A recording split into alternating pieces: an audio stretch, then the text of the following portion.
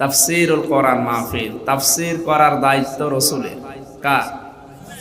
ওয়ালা ইয়াতুনাকা বিমাসালিন ইল্লা জিনাকা বিল হাক্কি ওয়া আহসানা তাফসীরা। সূরা ফুরকানের 33 নম্বর আয়াতে আল্লাহ বলেন, হে নবী, দুনিয়ার মানুষ যখন আপনার কাছে বিভিন্ন সমস্যার সমাধান নিয়ে আসবে, আপনি সঠিকভাবে তাফসীর করে ব্যাখ্যা বিশ্লেষণ দিয়ে সুন্দরভাবে তাদের কাছে উপস্থাপন করবেন। তাহলে কোরআনে কারিমের তাফসীর করার দায়িত্ব রাসূলের। কার? বলেন বলেন। এখন রাসূল আছে? নেই। এই দায়িত্বটা এখন পালন করবে উলামা ইকরাম। বিশ্বনবী জানিয়েছেন, আল উলামা ওয়ারাসাতুল আম্বিয়া। আজ যারা ওলামা ইকরামের সাথে উল্টাপাল্টা কথা বলেন, ধারণা করেন, আপনি টের পান যে তাদের মর্যাদা কি? আপনার কথা দুনিয়ায় ছাগলও বলে নাই, আর আলেমদের কথা বিশ্বনবী জানিয়েছে। নবীজি এখন থাকলে, এখন যে সমস্যা চলছে বাংলাদেশে, এই সমস্যার সমাধান তিনি দিতেন না দিতেন না? সেই সমস্যার সমাধান যদি এখন তার নায়েব যারা, ওয়ারিস যারা, আলেম যারা দেয়, আপনাকে মানা লাগবে যদি আপনি মুসলমান দাবি করেন। যদি বলেন না ওগুলোই নেই, আমি এমনি আগা কাটা ছিল, তাহলে আপনার জন্য আমি আর কি বলবো? আপনি শুধু ওই খতনা করা মুসলমান হলে হবে? কারণ খতনা ওই ছাগলেরও করা আছে। ছাগলের খতনা করা নেই মুসলমান? অবশ্যই না। ছাগল কি হিন্দু নাকি? আপনি ছাগল মার্কা মুসলমান হবেন না। আলেমরা আজ জীবনের উপরে ঝুঁকি নিয়ে কথাগুলো বলতে চায় এই কারণে, কারণ তারা জানে যে আমি নবীর ওয়ারিস, আমি আবু জেহেলের ওয়ারিস না। সত্য জানার পরও আমি গোপন করে রাখবো। পৃথিবীতে বড় জালেম আল্লাহর কাছে ওই লোকটা, ওমান আযলামু মিম্মান কাতামা শাহাদাতান ইনদাহু মিনাল্লাহ। সূরা বাকারার 140 নম্বর আয়াতের প্রথম অংশে আল্লাহ বলেন, বড় জালেম দেখতে চাও? সবচাইতে বড় জালেম আমার দৃষ্টিতে ওইটা যার কাছে কোরআনের জ্ঞান আছে কিন্তু দুনিয়ার স্বার্থে গোপন করে রাখে। আর এই আলেম এখন এ দেশে কিন্তু দিন দিন বাড়ছে। এই জন্য বাস্তবতা এইটা। আপনি তাফসীরুল কোরআন মাহফিল লিখে দিয়েছে, নাকি বুঝে লিখেছে নাকি আতঙ্কে? বুঝে যদি লিখে থাকেন, আমরা তাফসীর করব ইনশাআল্লাহ। আপনাকে সহ্য করার মতো মন মানসিকতা থাকা লাগবে। যদি বলেন না এটা দরকার নেই, ওরস শরীফ করেন। আমি ওরস শরীফের যে টান ওইগুলো জানি। ওরসে আমি তো গেছি, দেখি যাই রে টান দিচ্ছে। এই জন্য ওরসে বাধা নাই কেন? কারণ ওরসে যেগুলো বলা হয় ওর উপরে থাকে না। ওরসে বলা হচ্ছে কুল হু আল্লাহু আহাদ, হে নবী আপনি বলেন আল্লাহ এক। এ পর্যন্ত ঠিক আছে। এরপরে আস্তে করে লাইন কেটে চলে যায় আসমানে। এই নবী কোন নবী? এ নবী ফাতেমার বাবা। এ ফাতেমা কে? হোসাইনের মা। এ হোসাইনকে কারবালায় শহীদ হয়েছিল। আপনাদেরকে এখন হোসাইনের কাহিনী শোনাবো মাত্র 2 ঘন্টা। আয়াত পড়েছে কি? কুল হু আল্লাহু আহাদ। আর তাফসীর হচ্ছে হোসাইন। এই জন্য ওদের কোনো বাধা নেই। আর বাতিলরা জানে যে এ কোনো সমস্যা নেই, কারণ এ যা বলছে এর কথাই নিজেই আমল করে না। বললো কি আর করছে কি? সুতরাং ও যা করছে করে যাক, আমাদের অসুবিধা নেই। আমরা ওই রকম কথা বলবো না ইনশাআল্লাহ। তাফসীরুল কোরআন মাহফিল লিখে দিয়েছেন, এটা রাসূলের দায়িত্ব ছিল। আজ যে সমস্যার সম্মুখীন আমরা হয়েছি, বিশেষ করে বাংলাদেশে, এই সমস্যার সমাধান আমরা কোরআন দিয়ে করতে চাই। সুতরাং যারা আছেন তারা নবীর ওয়ারিসদের কথা মেনে নেবেন। এদের সম্মান এত বেশি দিয়েছেন নবীজি। আল্লাহর নবী বলেন, ফাদলুল আলিমি আলাল আবিদি কা ফাদলি আলা আদনাকুম। পৃথিবীতে যত আবেদ আছে, যত বান্দা আছে, এর ভেতরে আমি রাসূলের মর্যাদা যেমন তামাম দুনিয়ার সাধারণ মানুষের উপরে একজন আলেমের মর্যাদা ওই রকম। সুবহানাল্লাহ। এখন আলেম তো আবার হওয়া লাগবে নাকি? নামের আগে মাওলানা ওই জিয়াউল হাসানের মতো লিখে দিলে হবে? ওর নামেও তো মাওলানা লেখা আছে। আল্লাহর নবী বলেন, আলেমদের মর্যাদা শোনো দুনিয়ার মানুষ।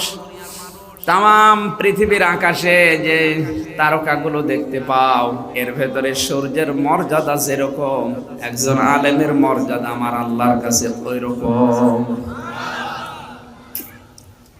এজন্য আলেম হিসাবে আমরা যেহেতু দায়িত্ব পেয়েছি, নবীর ওয়ারিস হিসাবে ইখলাসের সাথে কথা বলবো, আপনিও অন্তত অন্তর দিয়ে শুনবেন। আল্লাহ যেন তাফসীরুল কোরআন মাহফিলে আসাটা ইবাদত হিসাবে গণ্য করেন, জোরে বলেন আমিন। এই মাহফিলের সভাপতি সর্বজন শ্রদ্ধাভাজন ব্যক্তিত্ব জনাব আব্দুর রশিদ দামাত বারকাতুহুমুল আলিয়া অসুস্থ আছে না, দোয়া চেয়েছে আজকে আমার কাছে, আল্লাহ যেন শেফায়ে কামেলা আজেলা দান করেন, জোরে বলেন আমিন।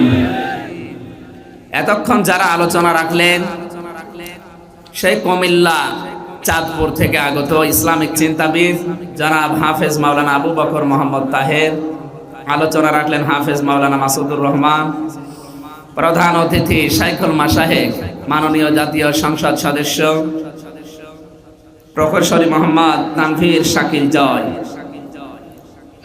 দামাত বারকাতুহুমুল আলিয়া, যে দায়িত্ব তিনি পেয়েছেন সততার সাথে পালন করার তৌফিক যেন আল্লাহ দান করে। বিশেষ অতিথিবৃন্দ, অনেকগুলো মানুষের নাম দেখতে পাচ্ছি, একবারে দোয়া করলাম এদের জন্য, ওরা ফানা লাকা যিকরাক, আল্লাহ এদের সম্মান মর্যাদা যেন আরো বাড়িয়ে দেয়।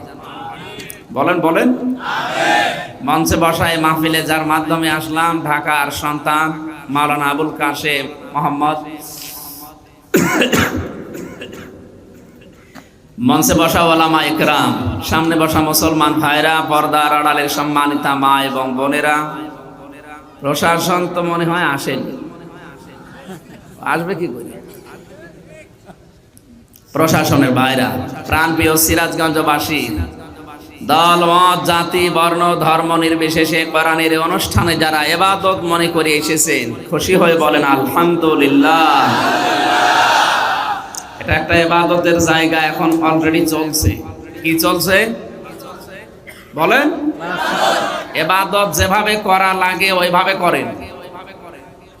নামাজ আমরা জানি একটা ইবাদত, নামাজে কথা বলা যায়, এদিক ওদিকে তাকানো যায়, এটাও যদি আপনি ইবাদত মনে করে থাকেন তাহলে কথা বলবেন না, এদিক ওদিকে তাকাবেন না, আর এইদিকে তাকিয়ে থাকবেন একেবারে। যতটুকু আমরা অন্তত এখান থেকে ডেলিভারি দেওয়ার চেষ্টায় আছি, আপনি যেন রপ্ত করতে পারেন। আল্লাহ রাব্বুল আলামিন কোরআনে কারিমকে কোরআনের মতো শোনার তৌফিক দেন, জোরে বলেন আমিন।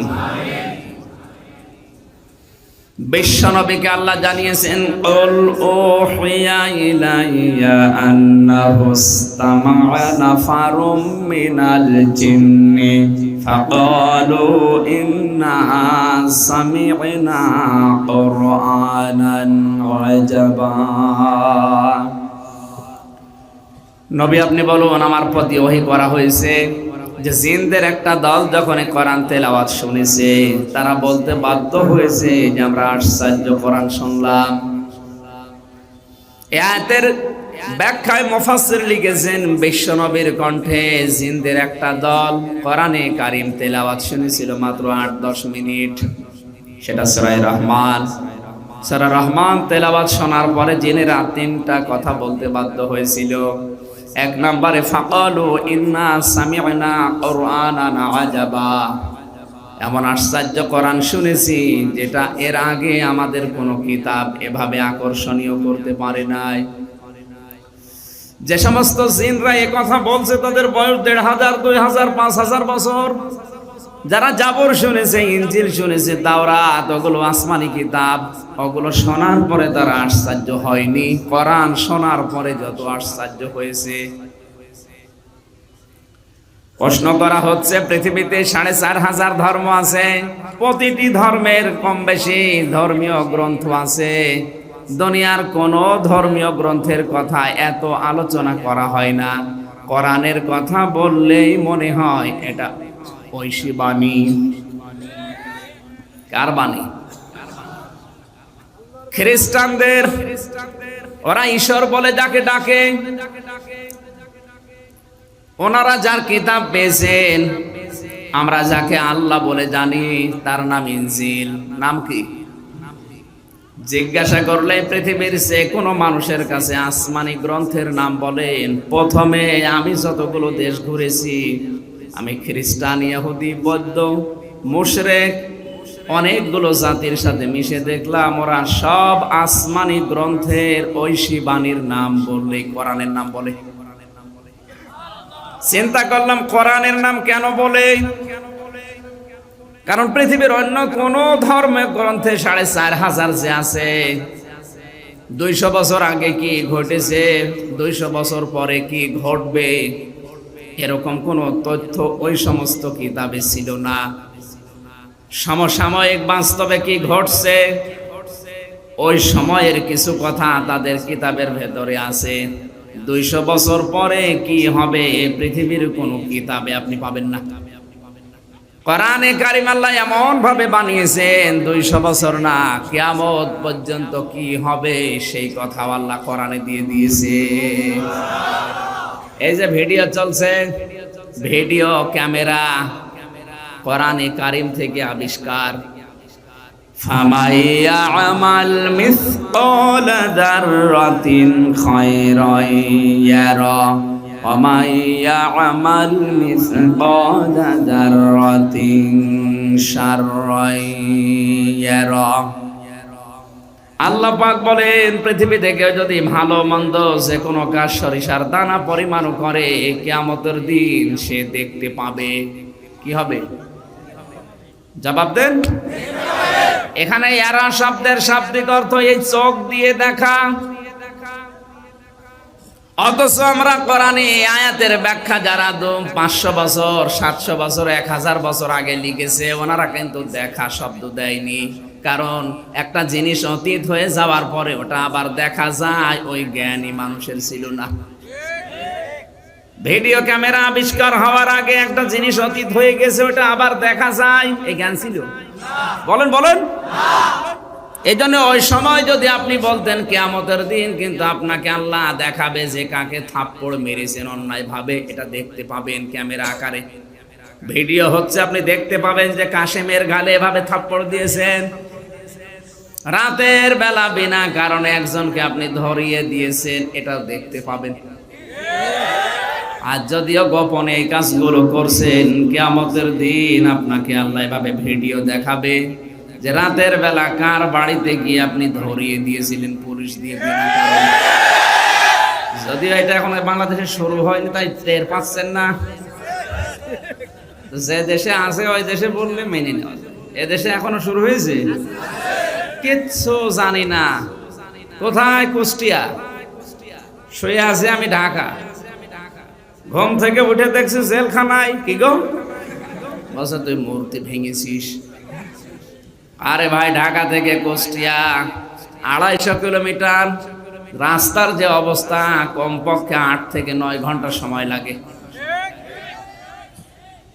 ৯ ঘন্টা ১৮ ঘন্টা তো সময় লাগবে যদি আমি ভেঙে নিচে আসি। আমি কি সুলাইমান আলাইহিস সালামের সেই জিনদের তক্তায় গেলাম নাকি? এরপরও অনেকে বিশ্বাস করে যে না, হলেও হতে পারে, হুজুর মনে হয় জাদুর দ্বারা কাজ করে।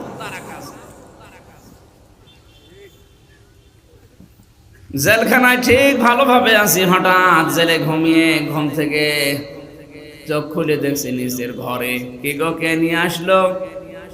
বউ ডাক দিয়ে বলছে, দেখো তোমাকে যে ধরিয়েছে সে নিজেই তোমাকে ছাড়িয়েছে, মাঝখান থেকে আমার কাছে ৫০,০০০ টাকা নিয়েছে। জোরে বলে সুবহানাল্লাহ। এটা কিন্তু এখনো দেশে শুরু হয়নি, হতে পারে, তাই আমি আন্দাজে বললাম। হ্যাঁ, চলছে। এই যে একটা ঘটনা ঘটে যাওয়ার পরে আবার দেখা যায় ওইটাই। এ জ্ঞান ক্যামেরা আবিষ্কার হওয়ার আগে কেউ কল্পনাই করেনি। এজন্য ১২০০ বছর আগে যদি ওই সময় মানুষকে বোঝাতাম তুমি যে থাপ্পড় দিলে, ধরিয়ে দিলে, এটা কিন্তু দেখতে পাবে ভিডিও আকারে, বাদ দে, ওটা দেখা যায়। এখন ওটা দেখানো সম্ভব, কাউকে বোঝানো লাগবে, এমনি বুঝে ফেলবে যে না, এটা দেখানো সম্ভব।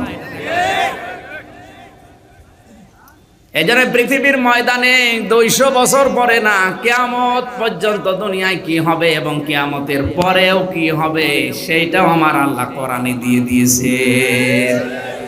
কিয়ামতের পরে কি হবে, কিয়ামতের পরে কি হবে আজকের তেলাওয়াত কিন্তু আয়াতগুলোতে আছে, আমরা যাব ইনশাআল্লাহ। আল্লাহ পাক জানিয়েছেন কিয়ামতের ওই বিশাল ময়দানে আমি আল্লাহ নিজে একটা অনুষ্ঠান এভাবে করব, নিজেই থাকবো ওই অনুষ্ঠানের সভাপতি, বিশ্ব নবীকে বানাবো প্রধান অতিথি। দাউদ আলাইহিস সালাম তার কণ্ঠ দিয়ে সূরা তাহা তেলাওয়াত করে অনুষ্ঠান উদ্বোধন করবেন। জান্নাত যারা পাবে তারা থাকবে ওই ময়দানের শ্রোতা। মুহাম্মদ রাসূলুল্লাহ তেলাওয়াত করবেন কোরআনে কারীমের সবচাইতে সুন্দর সূরা যেটা আর রহমানু আল্লামাল কোরআন খলাকাল ইনসানা আল্লামাহুল বায়ান। সর্বশেষ আমাদের মালিক, আমাদের মনিব তার কুদরতের কণ্ঠ দিয়ে বার তেলাওয়াত করে শোনাবে ইয়াসিন ওয়াল কুরআনিল হাকীম। জোরে বলেন আল্লাহু আকবার। মুফাসসির লিখেছেন আল্লাহর কুদরতের ওই কণ্ঠে কিয়ামতের ওই সুন্দর অনুষ্ঠানে এক একটা তেলাওয়াত শুনতে আয়াতে সময় লাগবে 50,000 বছর। মানুষ তন্ময় হয়ে যাবে, দুনিয়া এবং জান্নাতের নিয়ামতের কথাও মনে থাকবে না।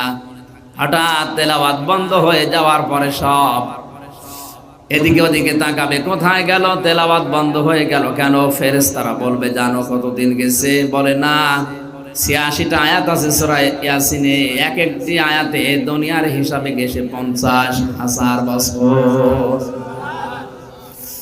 দোয়া করছি মুসাফির অবস্থায়, মহান আল্লাহ দুনিয়ায় যদি কিচ্ছু কবুল না করে ওই ময়দানে অন্তত শ্রোতা হিসাবে যেন আমাদেরকে একটু জায়গা করে দেন। সিরাজগঞ্জবাসী, আমি বলছিলাম 4,500 ধর্মীয় কিতাব আছে দুনিয়াতে, কোন কিতাব শুনলে মানুষ আশ্চর্য হয় আমি অন্তত পাইনি। বাংলাদেশ সহ বিশ্বের কতগুলো দেশে বিভিন্ন কনফারেন্সে অনুষ্ঠানে গিয়ে দেখি ওদের ধর্মীয় গ্রন্থগুলো পড়ে, মানুষ এমনি শোনে, কথাও বলে। কোরআনে কারীম যখন আরম্ভ হয় কথা তো বলা দূরের কথা, মনে হয় যে এখানে চাতক পাখির মতো মানুষ আল্লাহর কালাম শুনছে। 1,500 বছর আগে নবীজির কণ্ঠে জিনেরা মাত্র 8 থেকে 10 মিনিট সূরা রহমান তেলাওয়াত শুনে তারা বলেছে ফাকালু ইন্না সামি'না কুরআনান আজাবা, অবশ্যই আমরা আশ্চর্য কোরআন শুনলাম। এতটুকু বলে জিনেরা শেষ করেনি, খেয়াল করেন আয়াতের দিকে, ইয়াহদি ইলার রশদি ফামান্না বি ওয়ালান নুশরিকা বিরাব্বিনা আহাদা। কোরআন শোনার পরে জিনেরা বলতে বাধ্য হয়েছে যে আমাদেরকে কোরআন হেদায়েতের পথ বলে দিয়েছে। শুধু বলেই দেয়নি, হেদায়েতের পথ পাওয়ার জন্য কি করা লাগবে ওই রাস্তাগুলো এখন আমরা দেখতে পাচ্ছি। কারণ হেদায়েত দেওয়ার মতো একচ্ছত্র মালিকানা আমার আল্লাহ, আর তিনি দিয়েছেন এই কোরআনকে। এই জন্য কোরআনের অনুষ্ঠানে আসার পরও যদি কারো মনের পরিবর্তন না হয় বুঝতে হবে ওর কপালে আর হেদায়েত নেই। কথা বুঝতেছে? কারণ এও যদি আপনাকে হেদায়েত দিতে না পারে, জান্নাতের পথ দেখাতে না পারে, কে পারবে দুনিয়ায়? আর কেউ নেই। আছে কেউ? মানিত্তাবাআল হুদা বিগাইরিল কোরআন আদাল্লাহুল্লাহ। নবীজি বলেন কোরআন বাদ দিয়ে যদি কেউ হেদায়েত পাওয়ার জন্য কোন জায়গায় হাঁটে, আল্লাহ পাক হেদায়েতের রাস্তা থেকে তারা ছিটকে ফেলে দেয়। একটু খেয়াল করে দেখেন তো, আদাল্লাহুল্লাহ, দল্লা শব্দ না দিয়ে আদাল্লাহ দিয়েছেন। দল্লা দিলে আপনি নিজেই রাস্তা থেকে ছিটকে পড়ে গেছেন, এরকম অর্থ আসতো। আদাল্লাহ শব্দের বাংলা অর্থ দাঁড়ায় আপনি ভালো হওয়ার নিয়তে যাচ্ছিলেন কোন জায়গায়, কিন্তু কোরআন সেখানে ছিল না, এই জন্য আল্লাহ আপনাকে ধাক্কা দিয়ে রাস্তা থেকে ফেলে দেয়। এই হাদিসের বাস্তব প্রমাণ আজ বাংলাদেশ। কাউকে ছোট করার জন্য, খাটো করার জন্য, এই প্রতিপন্ন করার জন্য বলছি না, 48,000-এর উপরে এখন বাংলাদেশে পীর। হাতে গোনা কয়েকটা দরবার বাদ দিয়ে কোন দরবারে কোরআন চলে না। ওখানে চলে শুধু ওদের বাবার নিয়ম, দাদার নিয়ম। এই জন্য মানুষ কিন্তু ভালো হওয়ার নিয়তে যায়, ভালো হওয়ার নিয়তে যাওয়ার পর আরো খারাপ হয়, কারণ কোরআন নেই। আমার কুষ্টিয়ার লালনের মাজারে যারা যায় খারাপ নিয়তে যায় না, ভালো নিয়তে যাচ্ছে, কিন্তু ওখানে কোরআনের কোন নিয়ম নীতি চলে না। আগে বিড়ি খাইতো না, এখন বিড়ি খায়। আগে গাঁজা খাইতো না, এখন খায়। তার মানে ভালো হয়েছে না খারাপ হয়েছে? এই খারাপ বানাইলো কে? বলছে শয়তান। আদাল্লাহ শব্দের শাব্দিক অর্থ হচ্ছে আমার আল্লাহ নিজে আপনাকে খারাপ বানাবে, কারণ আপনি গেলেন কেন যেখানে কোরআন নেই। কথা বুঝতেছেন? আদাল্লাহ ইউদিল্লু বাবে ফাল থেকে এসেছে, রুবাই মুতাআদ্দি, এটা দল্লা নেই, আদাল্লাহ। আল্লাহ নিজে আপনাকে খারাপ বানাবে। কেন খারাপ বানাবে? শ্বশুরকে কিন্তু বাবা বলা যায় যাচ্ছে, কিন্তু নিজের বাবার সামনে যদি বারবার শ্বশুরকে আব্বাজান বলে ডাকেন আর নিজের বাবাকে কোনো সময় ডাক দেন না, মানুষ জিজ্ঞাসা করলে বলে এই শ্বশুর আমার আব্বার, এইটা জানি না। ওনার ভালো লাগবে? বলেন। আল্লাহ পাক বলেন কোরআন পাঠিয়েছি আমি হেদায়েত দেওয়ার জন্য, এইটা বাদ দিয়ে তুই কোন বাবার কাছে যাস দেখি তোর বাবা কি করে হেদায়েত দেয়। এই জন্য অধিকাংশ বাবার দরবারে গেলে মানুষ ভালো হওয়ার পরিবর্তে গোমরাহ হয়। আজকের এই শহর এলাকায় এই দ্বিতীয় ভোলা, ভোলা না এটা, ভোলার মতো, এই দ্বিতীয় ভোলাতে আহ্বান জানাচ্ছি, সিদ্ধান্ত নেওয়া লাগবে ওই জিনদের মতো। ওরা বলছে কোরআন এমন ভাবে শুনেছি 8-10 মিনিটেই কোরআন আমাদেরকে হেদায়েতের পথ বলে দিয়েছে। শুধু বলে দিয়েই কোরআন চলে যায়নি, ইলার রশদি ফাআমান্না বি, আমরা এই কোরআনের উপরে ঈমানও এনে ফেলেছি। আমরা ঈমান আনবো না, ঈমান এনে ফেলেছি, ঈমান এনে ফেলেছি। একটু চিন্তা করেন তো, মাত্র 8-10 মিনিট কোরআন শোনার পরে যদি হেদায়েতের পথ পেয়ে তারা ঈমান এনে ফেলে, সে জন্মের পর থেকে আপনি কোরআন শুনছেন, কোনো পরিবর্তন নেই। আপনি তো জিনদের চাইতেও খারাপ। কথা বলেন না কেন? শুধু এতটুকু বলেছে জিনেরা, পরের শব্দ তো আরো কঠিন। ওয়ালান নুশরিকা বিরাব্বিনা আহাদা। ওয়ালান নুশরিকা, মোজারে এটা বর্তমান, ভবিষ্যৎ, প্রেজেন্ট, ফিউচার। মোজারের আগে লান আসলে অর্থ হয় কখনোই হবে না বা করব না। মাত্র 10 মিনিট কোরআন শুনে যদি জিনেরা এত বড় সিদ্ধান্ত নিতে পারে, যার উপরে ঈমান এনেছি ওই আল্লাহর উপরে কোনোদিন আর শরীক করব না। মাত্র 8 পরিবর্তন জিনদের। আর এই 50 বছর তুমি বসে বসে মিয়া কোরআন শোনো, তোমার জীবনে কোনো পরিবর্তন নেই। বুঝতে হবে তোমার হেদায়েত পাওয়ার মতো মন নেই। সিরাজগঞ্জবাসী কান খাড়া করে শোনেন, আপনার যদি মন না থাকে ভালো হওয়ার, হেদায়েত পাওয়ার, আপনাকে আল্লাহ জোর করে হেদায়েত দিয়ে জান্নাতে নেবে, আল্লাহর অত দায় পড়ে নাই। কি আপনি জান্নাতে গেলে আল্লাহর ক্ষমতা আরো বাড়বে, আর আপনি জাহান্নামে গেলে আল্লাহর ক্ষমতা কমে যাবে।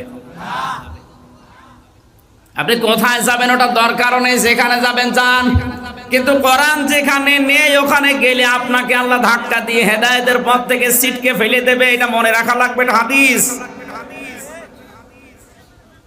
আজকে এই মুহূর্তে সামিয়ানার নিচে যারা আছেন, সিদ্ধান্ত নিয়ে ফেলেন জিনদের মতো যে জীবনে যেখানে কোরআন নেই ওই দরবার, ওই দল যদি আমার বাবাও প্রতিষ্ঠাতা হয়, আমি ওই দলে আর নেই। কারা কারা রাজি আছেন দেখি লিল্লাহে তাকবীর।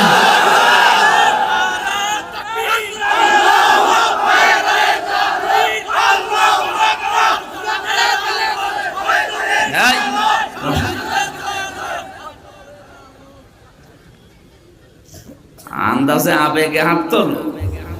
যা বললাম এ কথা যদি ঠিক রাখতে পারে তো এই দেশে ইসলাম ছাড়া আর কিছু চলার কথা। হাত তুললেন কোন কারণে? আবেগে হাত তুললে হবে না, বিবেক দিয়ে কাজ করা লাগবে। আবেগে হাত তুললে বলতে অনেকে ঠ্যাং তুলে ফেলে, আর এখান থেকে চলে গেলে যা না, এরকম মাহফিল দরকার নেই।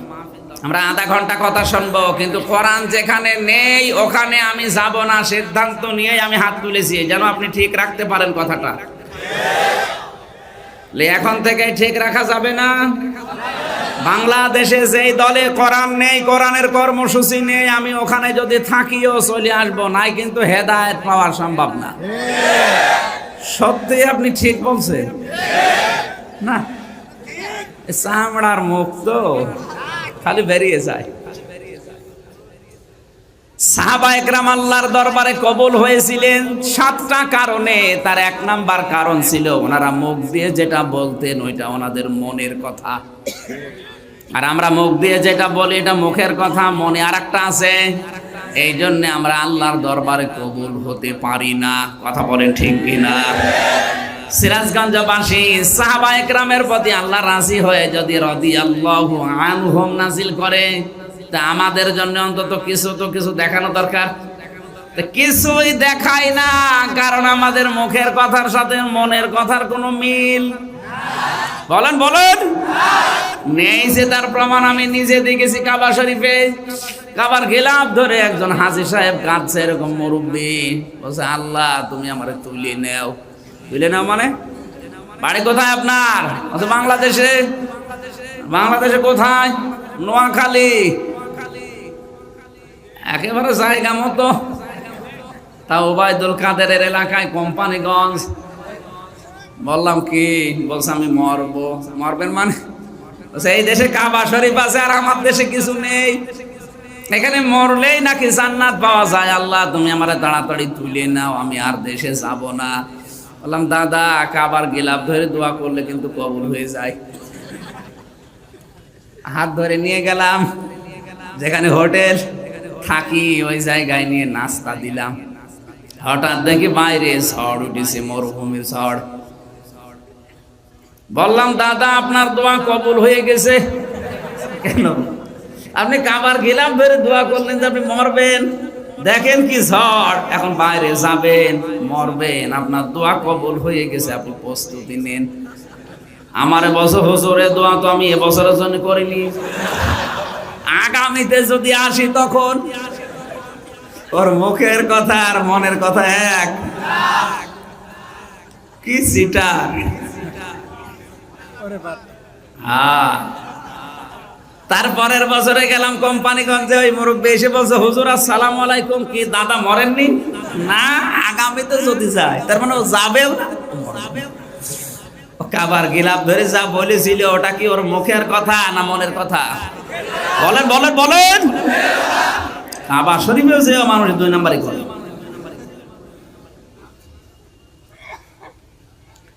আপনি কিন্তু আল্লাহ শব্দের ব্যাখ্যা শুনে বুঝে চিন্তা ভাবনা করে হাত তুলেছেন। এরপরেও যদি আপনি নিজের কথাটা নিজে না রাখেন, তাহলে বুঝতে হবে আপনার মুখের কথার সাথে মনের কথার কোনো মিল নেই। আপনি ওই হাজী সাহেবের ভাইরা ভাই না মানে আশা করছি কথা যারা দিলেন অন্তত তারা ঠিক রাখেন, অন্য যারা হাত তোলেনি তাদের কথা বাদ।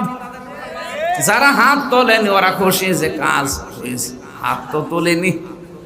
অর্থাৎ হাত না তুলে থাকে ওকে আমার আল্লাহ নিজে হেদায়েতের রাস্তা থেকে ছিটকে ফেলে দেবে। কথা বুঝতেছেন? আমি আবার বলছি, কোরআন শুধু পড়লে, শুনলে, বুঝলে, লিখলেও আপনি হেদায়েত পেয়ে জান্নাত যাবেন এমন কোনো কথা আল্লাহ কোরআনে দেয়নি। এই জন্য আমরা গিরিশচন্দ্র সেনের জীবনী দেখেছি, ও কোরআন পড়েছে, বুঝেছে, লিখেছে, এরপরেও কোরআন থেকে হেদায়েত পায়নি, ওর মন ছিল না। এই যে নরসিংদী শিবপুরে বাড়ি বেটার পুরা কোরআন শরীফের বঙ্গ অনুবাদ শুধু না, ও তাফসির পর্যন্ত লিখেছে। তাফসির যারা লেখে অবশ্যই তাদের যোগ্যতা কোরআনের উপরে আমাদের চাইতেও বেশি। কথা বলেন না কেন? কোরআনের প্রতিটি শব্দের অর্থ তার আয়ত্তে থাকা লাগবে, তার একটা শব্দের একটা না অধিক অর্থ তার জানা থাকা লাগবে। এদিকে খেয়াল করেন, আজকের সভাপতি আলেম নাকি, উনি সহ যত বড় বড় হুজুর দেখতে পাচ্ছেন, একজনকে সামনে এসে বলতে বলেন তো যে আমার পুরা কোরআনের অর্থ আয়ত্তে আছে, আমার জানা আছে। কেউ পারবে না, অন্তত এখানে কেউ পারবে না। পারবে? আমারও সম্ভব না, আমি পড়েছিলাম কিন্তু আমার মনে নেই, আমার আবার দেখা লাগবে। সারাটা জীবনই আমার 28 বছরের প্রায় 20 বছরই আমি কোরআনের উপরে লেগে আছি, তারপরও পড়া কোরআন এখনো আমার আয়ত্তে আসেনি। আমি প্রত্যেকটা শব্দের অর্থ পড়েছি, কিন্তু ভার্সিটি থাকাকালীন কিন্তু আমার মনে নেই, ভুলে গেছি, আবার স্টাডি করা লাগবে। আর ওই বেটা হিন্দু কি পড়া পড়েছিল কোরআন, যে প্রতিটি শব্দের একাধিক অর্থ তার আয়ত্তে ছিল। তাহলে কোরআন আমার চাইতে সে বেশি পড়েছে। কথা বলে না কেন? আমাদের চাইতে সে কোরআন লিখেছেও বেশি, শুনেছে বেশি, বুঝেছেও বেশি, কিন্তু হেদায়েত পায়নি। মারা যাওয়ার পরে ওকে কবরেও দেয়নি, ওর দাফন কাফনও হয়নি, আগুন দিয়ে পুড়িয়ে ফেলেছে। কি বুঝলেন এখান থেকে? কোরআন শুনলে, পড়লে, বুঝলে, লিখলে হেদায়েত পাওয়া যাবে না, কোরআন থেকে হেদায়েত নেবার মন থাকা লাগবে। আজকের আলোচনা শুনলে হবে না, আপনাকে এখান থেকে কিছু নেওয়ার মতো মন আগে তৈরি করেন। কি? কারণ কোরআনের শ্রোতা আমরা জানিয়ে নাজিল হওয়ার পর থেকে 3 প্রকার মানুষ শুনেছে, এখন শুনছে, কিয়ামত পর্যন্ত 3 প্রকার শ্রোতাই শুনবে। প্রথম নাম্বারে কোরআন শুনেই বিরোধিতা করেছে, তারা ছিল কাফের। কি ছিল? বলা লাগবে। কাফেররা বিরোধিতা করতো কেন? আবু জেহেল বেশ ভালোভাবে বুঝতো যে মোহাম্মদ যেটা বলতে চাই কোরআন দিয়ে, ওইটা যদি আমার জনগণ জানে, বোঝে, মানে, তাহলে আমার যে অবৈধ সিয়ার এ থাকবে না। আজ বাংলাদেশে আবু জেহেলের মতো যদি কেউ বোঝে যে আমার যে সিয়ারের পায়া থাকার কথা না, তাহলে ওরাও কোরআনে আবু জেহেলের মতো বাধা দেবে। না তো বাধা দেন আপনি কোন কারণে বলেন? আপনি কিন্তু জানেন যে কোরআন শরীফের কথা আমির হামজা বানিয়ে বলার ক্ষমতা নেই, আর ওর বাবারও কথা না। আপনি জানার শোনার পরও বিরোধিতা করেন, এই কারণে আবু জেহেল যেমন জেনেছিল যে আমার যে অবৈধ সিয়ার, মোহাম্মদের কথা যদি মানুষ বোঝে তাহলে থাকবে না, ওরা উল্টিয়ে দেবে। আপনিও এটা বুঝেছেন, এজন্য সব চলতে দেন, কোরআন চলতে দেন না। আবু জেহেল আইন পাশ করেছিল কি, লা তাসমাউ লিহাদাল কোরআন, সব চলতে দেওয়া যাবে, কোরআনের আলোচনা যেন না শোনে। শোনা তো যাবেই না, কেউ শুনতেও পারবে না। বাংলাদেশে এখন সেম ওই কায়দায় চলছে। গত 3 দিন আগে ময়মনসিংহে আমারে বলছে আপনি কোরআন থেকে আলোচনা করেন 1 ঘন্টা। 40 মিনিট হওয়ার পরে এসে ক্ষমতা দেখাতে গিয়ে একজন বলছে এখনই বন্ধ করা লাগবে। বন্ধ করা লাগবে মানে এটা কি মগের মূল্য?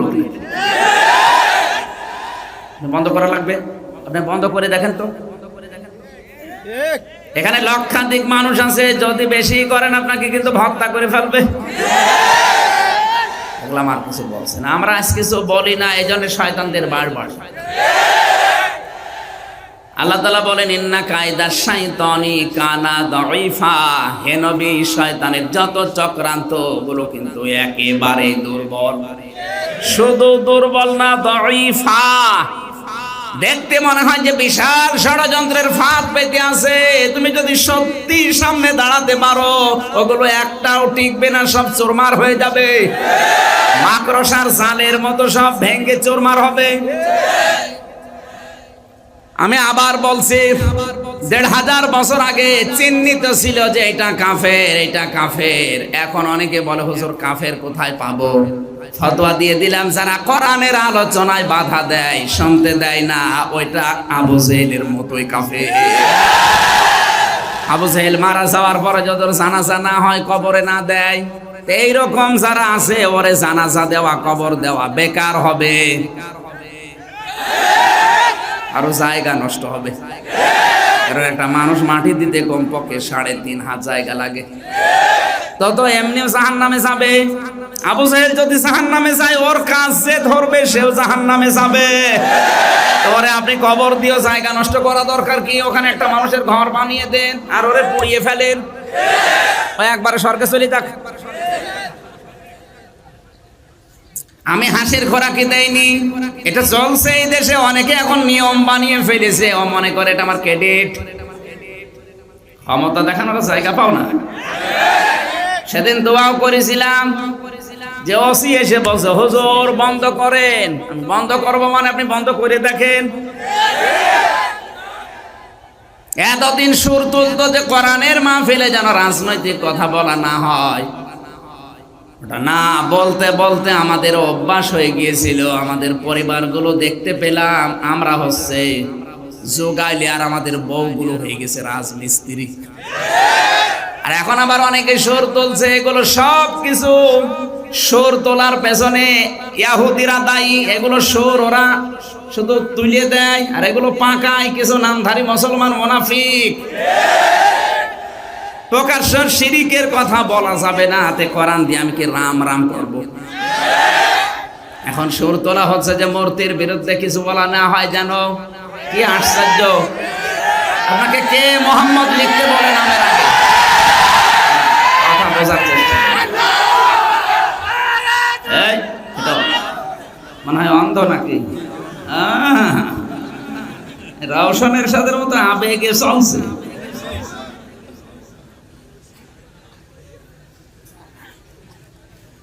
না, আবেগ না, আপনি বাস্তবতায় বোঝেন তো ভাই।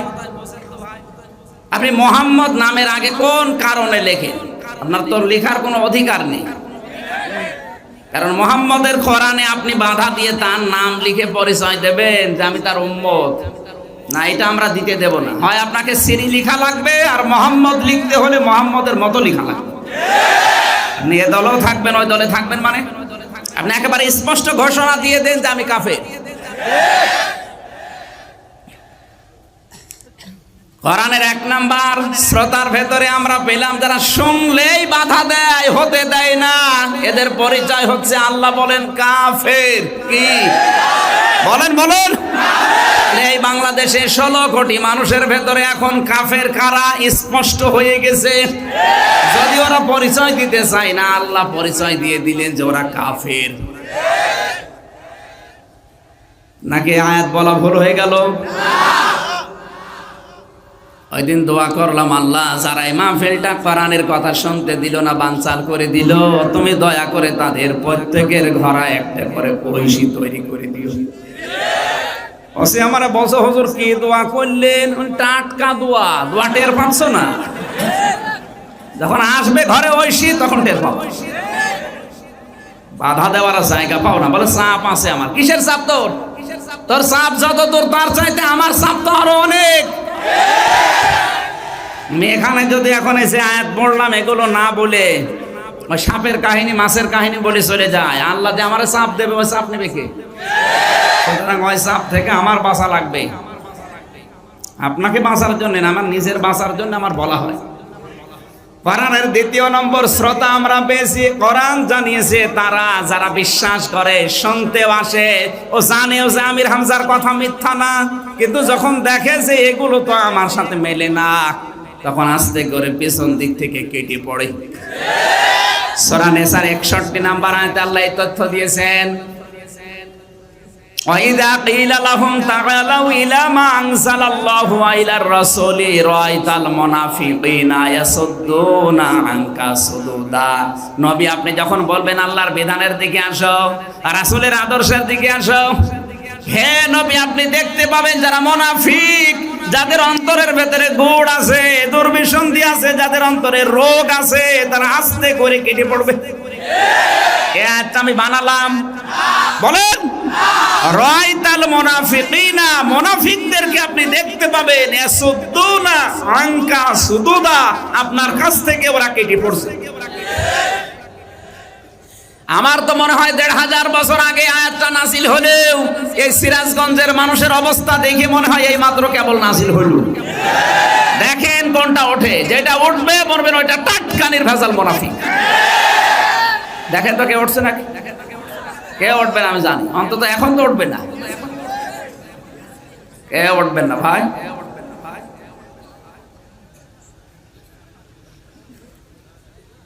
আপনি বলেন যে হুজুর আমার বিপক্ষে যেন না যায়। আপনার বিপক্ষে গেল কি পক্ষে গেল আমি কি জানি? আপনাকে আমি চিনি? আমি তো আপনার দিকে তাকিয়েও বলছি না, আমি কোরআনের দিকে তাকিয়ে বলতে গেলে এই দোষ আপনার ভেতরে আছে, এই জন্য আপনার বিপক্ষে যায়। আপনি ওই কাজটা ছেড়ে দিলেই তো হয়। আপনি ছাড়বেনও না, আবার বলতেও দেবেন না। কোরআন নিচে পড়ে না, ছেলে মেয়েকে পড়ায় না, আমির হামজা বলছে ও মানতেও চায় না, ওটা তো আবু জেহেল। এইটা না, সাবধান হওয়া লাগবে আপনাকে। আপনি কিন্তু মুনাফিক হয়ে মারা যাচ্ছেন, আর মুনাফিক মারা গেলে ওর জানাজা না, ওর কবরের পাশেও দাঁড়ানো নিষেধ। ওয়ালা তুসাল্লি আলা আহাদিম মিনহুম মাতা আবাদা ওয়ালা তাকুম আলা কবরি। সূরা তাওবার ৮৪ নম্বর আয়াতের প্রথম অংশে আল্লাহ জানিয়েছেন, হে নবী, এই মুনাফিক যদি মারা যায়, শুধু এ না, এ খেয়াল করেন, ওয়ালা তুসাল্লি আলা আহাদিম মিনহুম মাতা আবাদা ওয়ালা তাকুম আলা কবরি ইন্নাহুম কাফারু বিল্লাহি ওয়া রাসূলিহি। হুম আছে, কি আছে? বলেন বলেন। হুম এটা জমির বহুবচন, শুধুমাত্র আব্দুল্লাহ ইবনে উবাইয়ের উদ্দেশ্য না। ওইরকম যত মানুষ দুনিয়াতে মুনাফিকি করবে, নবী আপনাকে বলছি আপনি যেন তাদের জানাজা না, ওর কবরের পাশেও দাঁড়াবেন না। আর বাংলাদেশে আজকে টাটকা নির্ভেজাল মুনাফিক মরে যাচ্ছে, আর আমরা কবর দেওয়া না, জানাজা না, ওরে জান্নাতে দিয়ে তারপরে আসছি, মনে আছে জান্নাত আমার বাবার। এগুলো সব ভণ্ডামি, সিটারি আর বাটপারি ছাড়া কিচ্ছু না। কে জান্নাত দিচ্ছে আপনাকে? হ্যাঁ, আপনি যা করছেন আপনার জান্নাত, জাহান্নাম আপনার জায়গা হবে কিনা? বাস্তবতা আপনাকে বুঝতে হবে। ও যারা গরু ছাগল জবাই করে খেতে দিতে বলে, এগুলো একটা ভণ্ডামি। এদিকে তাকান, এবার একটা কথা বলছি। কি সমস্যা? কি প্রশ্ন কারো থাকলে মোনাজাতের 5 মিনিট আগে দেবেন, এখানে ওঠাওঠি করবেন না। যা আসবে 5 মিনিট আগে এখানে পৌঁছিয়ে দেবেন, এখন না। এখন বসেন। কি বলছে এগুলো বোঝার মতো ক্ষমতা নেই, খালি বাইরে যেয়ে গেবত করে। মৃত মানুষের পক্ষ থেকে যদি কিছু করা হয়, ওইটা হচ্ছে সাদাকা। ওইটা কি? এখানে আলেম নেই? এই যে জিজ্ঞাসা করেন তো, মৃত মানুষের পক্ষ থেকে যা করা হয় ওইটা আরবিতে কি বলে? সাদকা। আর সাদকার মাল খাওয়া জায়েজ আছে এতিম, মিসকিন, অসহায়, ফকির। এক কথা বলেন না কেন? এই যে মাওলানা আবুল কাসেম, ওনার দাদা মারা গেছে, মনে করেন উনি যদি বলে আমার দাদার পক্ষ থেকে আমি ৫,০০০ মানুষকে খানা দেব, খানা করে না? এই ৫,০০০ মানুষের ভেতরে আমিও আছি, আমি ৫ গাড়ি নিয়ে গেলাম, আমি তো এতিম। হ্যাঁ, সভাপতি নিয়ে গেছে প্যারাডো, এতিম। এতিম মা বাবা আছে ওনার? আছে না? বুড়ো এতিম। এইরকম এতিমদেরকে খাওয়ালে ও খানা হবে, কারণ ওই মাল তো আমার জন্য জায়েজ না, ওটা খাবে এতিম আর মিসকিন। এক কথা বলেন না কেন? উনি যদি এখন ১,০০০ টাকা নিয়ে বলে, আমির হামজা আমার দাদা মারা গেছে, ১,০০০ টাকা দিলাম সাদকার টাকা, আপনি নিয়ে যান। কি ৫ গাড়ি নিয়ে আসলাম, সাদকার টাকা নেব। সভাপতিরে যদি বলে দাদা আমার দাদা মারা গেছে, আপনাকে আমি ২,০০০ টাকা দিলাম, সাদগার টাকা নেন, নেবে? অথচ এই 3000 টাকা দিয়ে যদি বাজার করে আমাদের দুইজনকে দাওয়াত দেয়, দরকার হয় পায়জামা ঢিল করে খাবো। জিনিস কিন্তু একই, আগেরটা টাকা ছিল, পরেরটা খাবার। এই কথা বলেন না কেন? এটা চলছে না এলাকায়? খানা দেন, আমি নিষেধ করছি না, মানুষ মারা গেলে খানা খাওয়াবেন। কাদের? যারা এটা খাওয়ার হকদার। আপনি যাদেরকে দাওয়াত করে এনেছেন ওগুলোর মধ্যে 100টার প্রায় 95টাই অধিকার নেই খাবার। আর যাদের খাওয়ার অধিকার ওরা পায় না, শেষে থালা বাড়ি দিতে দিতে বাড়ি চলে যায়। না, এগুলো বন্ধ করা দরকার। আমি আবার বলছি, মুনাফিক হচ্ছে তারা যারা বিশ্বাস করে কোরআন আল্লাহর কিতাব, শুনতেও আসে, কিন্তু যখন দেখে যে বাস্তবে ওর সাথে একটাও মেলে না, কারণ ও যা রাজনীতি করে কোরআনের সাথে মিল নেই। ও যে বউ চলে, ওর বউ চলা কোরআনের সাথে মেলে না। কথা বলে না কেন? একটাও যখন মিল পায় না, তখন মনে হয় হুজুরকে খেয়ে ফেলবে। وَإِذَا تُتْلَى عَلَيْهِمْ آيَاتُنَا بَيِّنَاتٍ تَعْرِفُ فِي وُجُوهِ الَّذِينَ كَفَرُوا الْمُنكَرَ يَكَادُونَ يَسْطُونَ بِالَّذِينَ يَتْلُونَ عَلَيْهِمْ آيَاتِنَا। সূরা হজের 72 নম্বর আয়াত। আল্লাহ পাক বলেন, হে নবী, যখন আপনি তেলাওয়াত করে স্পষ্ট দলিল আর প্রমাণ তাদের সামনে বলবেন, কাফের যারা দেখবেন তারা মনে হয় আপনাকে খেয়ে ফেলবে। কথা বুঝতেছেন? 1500 বছর আগে নবীজি এই কোরআন তেলাওয়াত শুরু করলে, এই কোরআন ব্যাখ্যা বিশ্লেষণ করলে তার মাথার উপরে নাড়ি ভুড়ি চাপিয়ে দিত কাফেররা। গলার ভেতরে দড়ি টাঙিয়ে হেসকা টান দিত যেন মরে যায়। এই কথা বলেন না কেন? অথচ ওই কোরআন শরীফে আমি বাইতুল মুকাররমে নামাজ পড়ালাম সুন্দর কণ্ঠ দিয়ে, ব্যাখ্যাও করলাম ওই আয়াত। আমার মাথার উপরে নাড়ি ভুড়ি দেওয়া দূরের কথা, গলার ভেতরে এই দড়ি দিয়ে হেসকা টানও দেয় না, আর মাথার উপরে ফ্যান টাঙিয়ে দিচ্ছে। ফ্যানে হয় না, এসি লাগিয়ে দেয়। তাহলে বুঝতে হবে নবীজির ওই কোরআন পড়া আর আমার কোরআন পড়া এক না। মুনাফিক যারা, তাদের পরিচয় কি বললাম? কোরআন শুনতে আসে, বিশ্বাস করে, কিন্তু প্র্যাকটিক্যাল লাইফে যখন মেলে না, তখন আস্তে করে দুইটা ধারণা করে। বলে যে হুজুর টেনে কথা বলছে, দ্বিতীয় নম্বর আস্তে পেছন দিক থেকে অ্যাবাউট টান করে চলে যায়। বাংলাদেশের সাথে এখন অনেকের জীবনে আয়াতটা মিলে গেছে। আমি আবার বলছি, মুনাফিক মারা গেলে আল্লাহর নিয়ম কি? তার কবরের কাছে যাওয়া যাবে না, ওর লাশের পাশে। এক কথা বলেন না কেন? এই দেশে চিহ্নিত মুনাফিক আপনি কিন্তু টের পাচ্ছেন। এরপরও যদিও আপনার দাদা হয়, মারা গেলে কবরের পাশে যান, দোয়া করেন, জায়েজ নেই, আল্লাহ নিষেধ করছে। আশা করছি এগুলো শুরু করেন এদেশ থেকে। এমনি নাস্তিক মোরতাদ রামবাম বেশি না, মাত্র কয়েকটা। একটু শক্ত হয়ে যান, দেখবেন এমনি টাইট হয়ে যাবে। এবার একটা নতুন তথ্য বলবো। 3 নম্বরে কোরআনের শ্রোতা হচ্ছে তারা যারা মুমিন।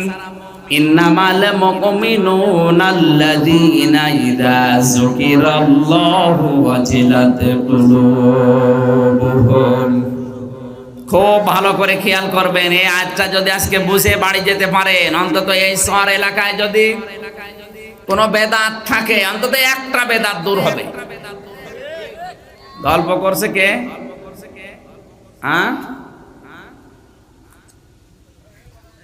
গল্প করা যাবে না, এদিকে খেয়াল করেন। এতদিন যেভাবে শুনেছেন গতানুগতিক না, ওইভাবে না, একটু চিন্তা ভাবনা নিয়ে ঠান্ডা মাথায় শোনা লাগবে।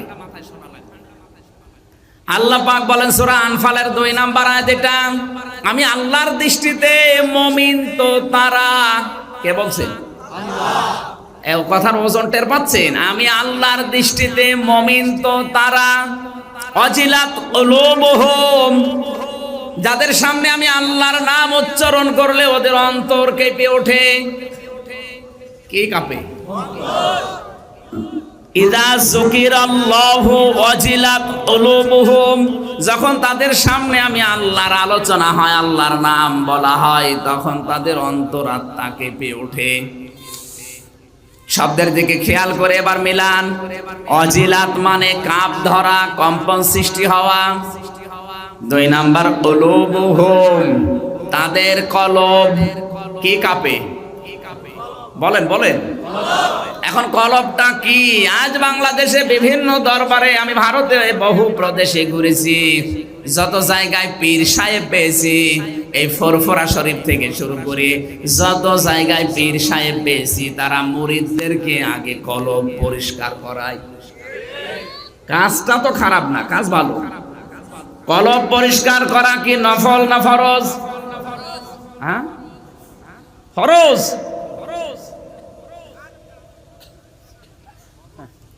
88 89 নম্বর আয়াতে আছে সূরা শুআরা, 19 নম্বর পারা 9 নম্বর পৃষ্ঠা 14 15 নম্বর লাইনে আছে।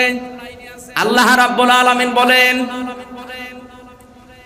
ইল্লা মান আতাল্লাহা বিকলবিন সালিম ওয়া উযলিফাতিল জান্নাতু লিল মুত্তাকিন। কিয়ামতের ময়দানে মাল সম্পদ, সন্তানাদি, স্ত্রী কিছু কাজে আসবে না, কাজে আসবে শুধু আমি আল্লাহর কাছে কলবে সালিম। কি আসবে?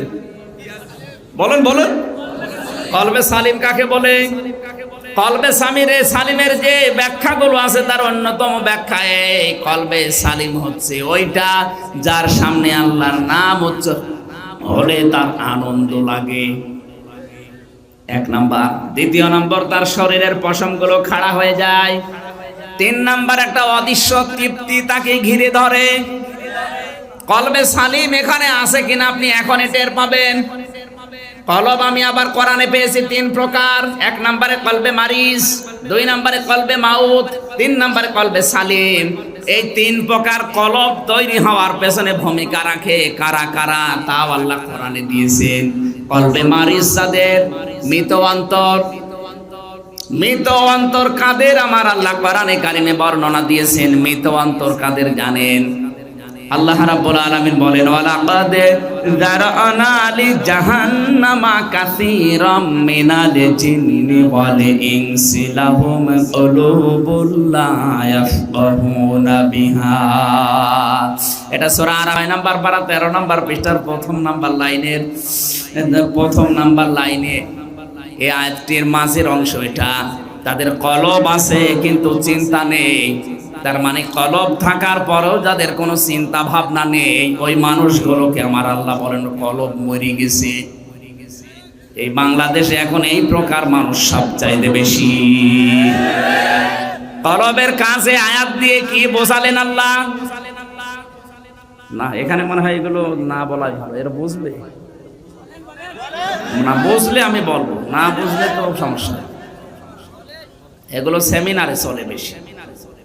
লাহুম কুলুবুল লা ইয়াফকাহুনা বিহা, তাদের কলব আছে কিন্তু চিন্তা নেই, তারা বোঝে না। তাহলে কলবের কাজ, হ্যাঁ বোঝা, চিন্তা করা। জবাব দেওয়া লাগবে ছাত্রের মতো। কলবের কাজ কি? বলেন বলেন। আপনাকে কিন্তু আমি কলব পরিষ্কার এই শব্দ থেকে এ পর্যন্ত আসলাম। কলব কয় প্রকার বললাম? 1 নম্বরে কলবে মারিজ। না, মারিজ মানে অসুস্থ। মানুষের অন্তর অসুস্থ হয়ে যায় কখন, কি দিয়ে? সূরা বাকারার 10 নম্বর আয়াতে আল্লাহ তথ্য দিয়েছেন, লাহুম কি?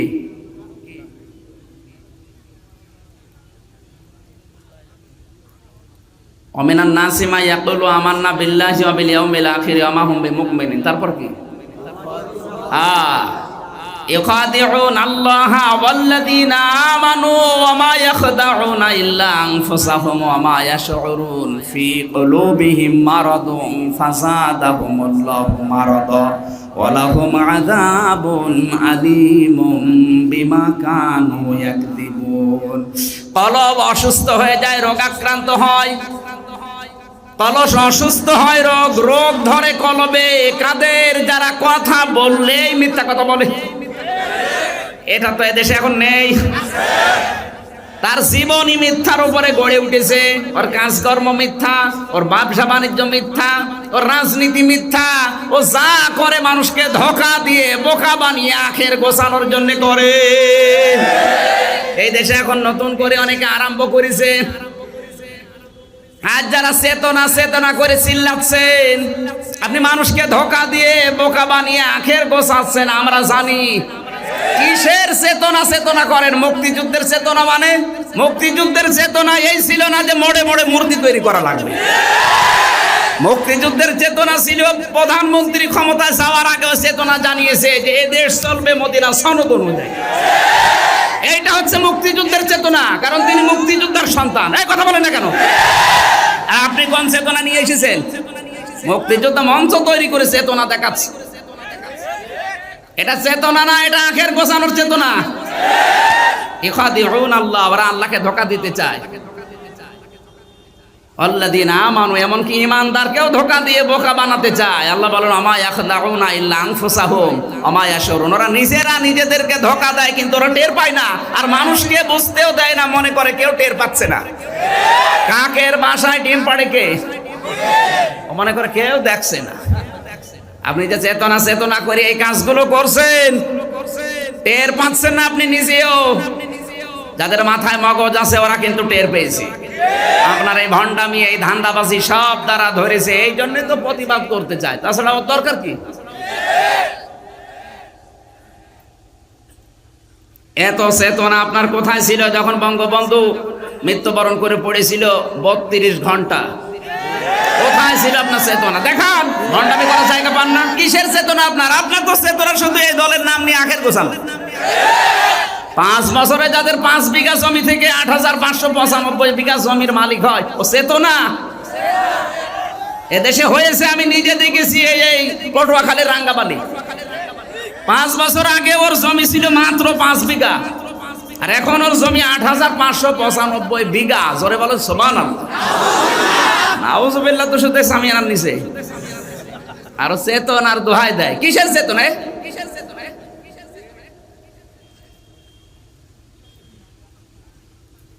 আমার মনে হয় এখন যদি সকালবেলা জিবরাইল ফেরেশতা বাংলাদেশে এসে বলে যে আওয়ামী লীগ করলে তার করোনা হবে, বিকাল বেলা আসতে আসতে এই দেশে আর কেউ বলবে না যে ভাই আমি আওয়ামী লীগ। এগুলো কোনো চেতনা নেই। কিসের চেতনা? শুধু খাওয়ার ধান্দা। আমার বংশে এগুলো আছে, আমি জানি। আমার 14 বংশ সব আওয়ামী লীগ করে। চেতনা কিসের চেতনা? ভণ্ডামি করা জায়গা পাচ্ছে। চেতনা তো আছে তাদের যারা এদেশে কোরআনে কারিমের আন্দোলন করে। আপনি তাদেরকে করোনা না যদি বলেন এই মুহূর্তে তোকে মেরে ফেলবো কোরআন থেকে না সরলে, তাও আপনি সরাতে পারবেন। এটার নাম চেতনা। এটার নাম কি? আর আপনি যেটা আছেন এটা চেতনা না। 6 কার বাদ দিলে যেটা থাকে। আমি নিচে নামলাম না, আপনারা আমাকে নামতে বাধ্য করান, এই জন্য আমাদের নামা লাগে। খালি আন্দাজে দোহাই দিলে মানুষ না বুঝলে কি হবে? আপনার অন্তর নেই, ওইটা অসুস্থ। আল্লাহ বলছেন লাহুম ফি কুলুবিহিম মারাদুন, তাদের অন্তরে অসুস্থতা আছে। ফাযাদাহুমুল্লাহু মারাদা, এই ষড়যন্ত্রের কারণে ওর রোগ আমি আরো দিন যত যায় বাড়িয়ে দেই। দেখেন এত কিছু হওয়ার পরে এই চেতনা ধারিয়ে দেয়, কার থামবে কি? এই ষড়যন্ত্র আরো বাড়তেছে। টকশোতে পর্যন্ত এসে যা বলছে কি মানুষের কথা, এ তো রোগ অসুস্থ ও অন্তরই নেই। অন্তর অসুস্থ, অন্তর কি? চিকিৎসা করা দরকার। আর চিকিৎসা যদি না করে পাগলকে পাবনায় পাঠাতে হবে। টকশোয় বসে বসে দাড়ি মোজ গোপ সব রবীন্দ্রনাথ ঠাকুরের মতো। উল্টা পাল্টা বোঝালে মানুষ না বুঝলে, যাদের মাথায় মগজ আছে ওরা কিন্তু টের পাচ্ছে। তুমি কোন চেতনার দোহাই দিয়ে কাজ করতে চাও? এদেশে এখনো 96% মুসলমান আছে, কিছু না থাকলেও আগা কাটা আছে। কি এখানে দেখেন একটারও মনে হয় বাকি নেই। হ্যাঁ, এটার কি কাটা আছে? অন্তর আমি কয় প্রকার বললাম? 1 নম্বরে কলবে মারিজ। 2 নম্বরে কলবে মাউত।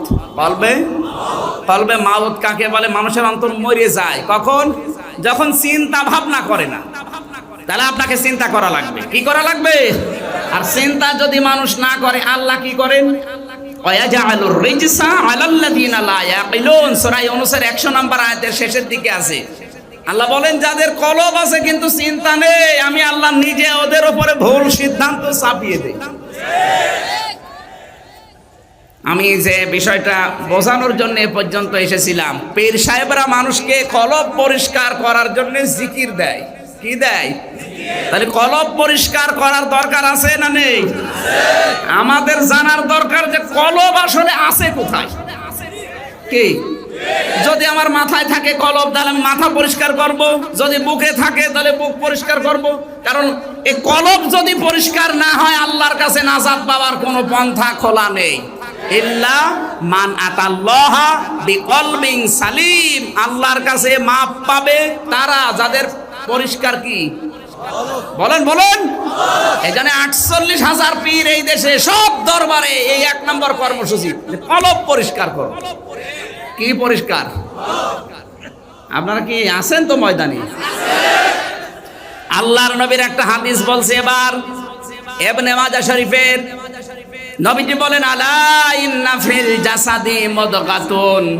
অবশ্যই প্রতিটি মানুষের শরীরের ভেতরে একটা গোশতের টুকরা আছে। কিসের? এদিকে খেয়াল করেন, এদিকে খেয়াল করেন। আলা ইন্না ফিল জাসাদি। জাসাদ মানে শরীর। জাসাদ মানে বলেন না কেন? শরীর বলতে কি শুধু মাথা, শুধু বুক, শুধু পেট, শুধু হাত? শরীর মানে মাথা থেকে শুরু করে পায়ের তালু পর্যন্ত 3.5 হাত বডির যেখানে যা আছে সব বলা লাগবে, বলা লাগবে। এই শরীরের যে কোনো জায়গায় ওই মুদগাটা আছে। কি আছে? মুদগা কি? গোস্তের টুকরা বললে তো হচ্ছে না, মুদগা হওয়ার শর্ত আছে। আপনি মুদগা নিয়ে কম্পিউটারে যান, দেখবেন 3টা শর্ত চাবে। আপনি আন্দাজে একটা গরুর মাংস কেটে নিয়েছে, বলবেন এটা মুদগা, বলবেন না। মুদগা হওয়ার জন্য শর্ত কয়টা দিচ্ছি বলেন? 1 নম্বরের ভেতরে চর্বি থাকা লাগবে, 2 নম্বরের ভেতরে রক্ত থাকা লাগবে, 3 নম্বরের ভেতরে এই রাবারের উপরে কামড় দিলে দাঁত দিয়ে যেমন দাঁত বসে যায়, দোড়া কাটা ভাব হয়, ওই রকম একটা ভাব দেখা যাবে। এবার আপনাদেরকে বলছি, হাদিসের দ্বিতীয় অংশ হচ্ছে ওয়াইদা সালুহাত সালুহাল জাসাদু ওয়াইদা ফাসাদাত ফাসাদাল জাসাদু আলা ওয়াহিয়াল কলব।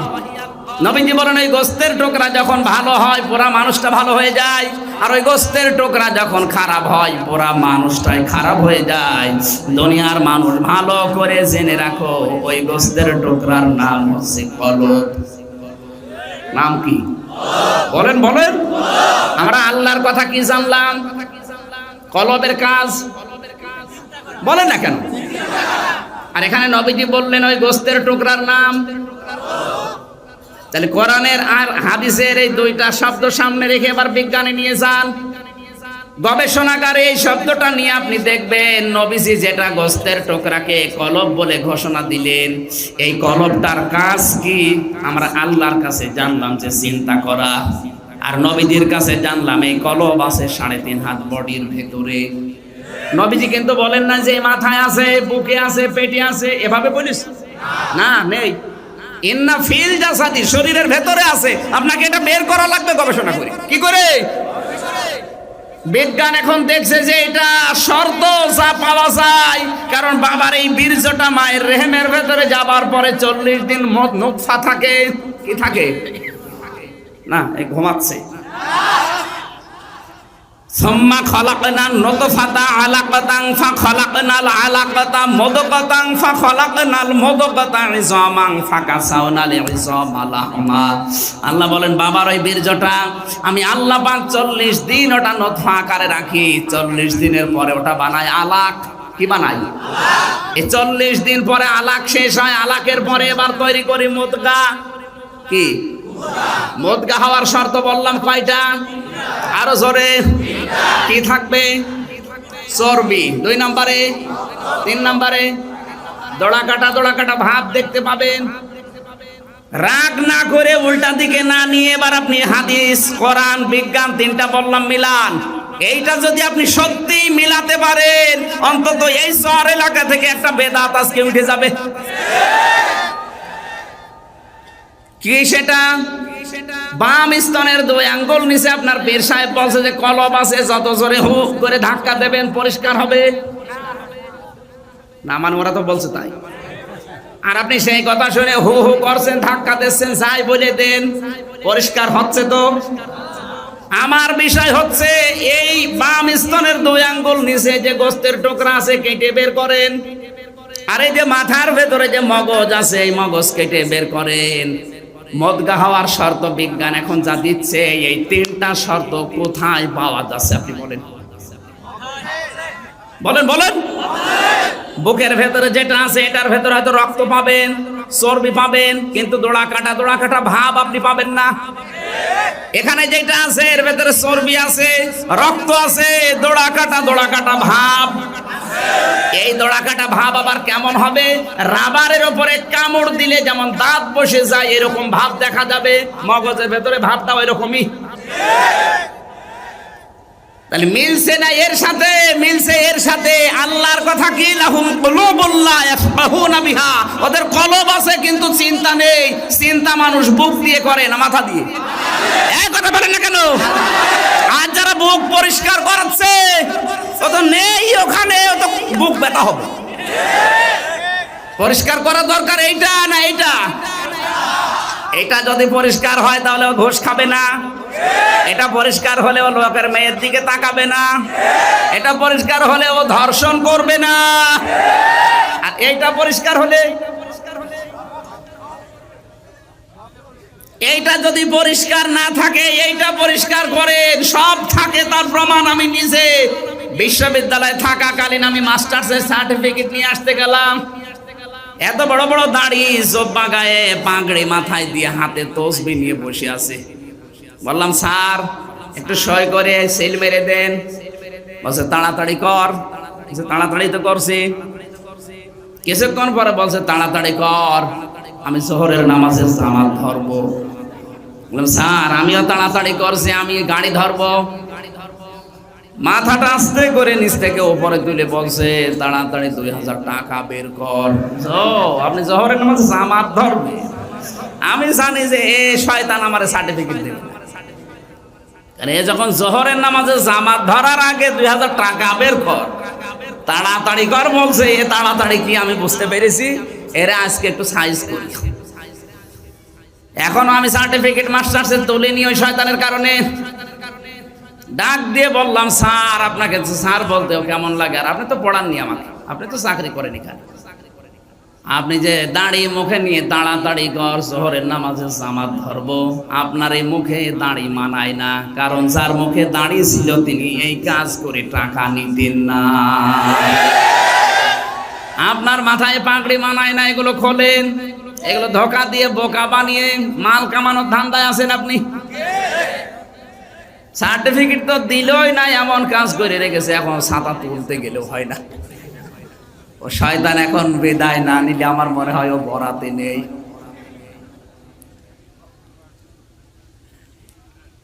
আমার বন্ধুরা, আমি যেটা বোঝাতে চাচ্ছিলাম, মানুষের এইটা পরিষ্কার না, এইটা পরিষ্কার যদি হয় ওকে আপনি পিটিয়েও ঘুষ খাওয়াতে পারবেন না।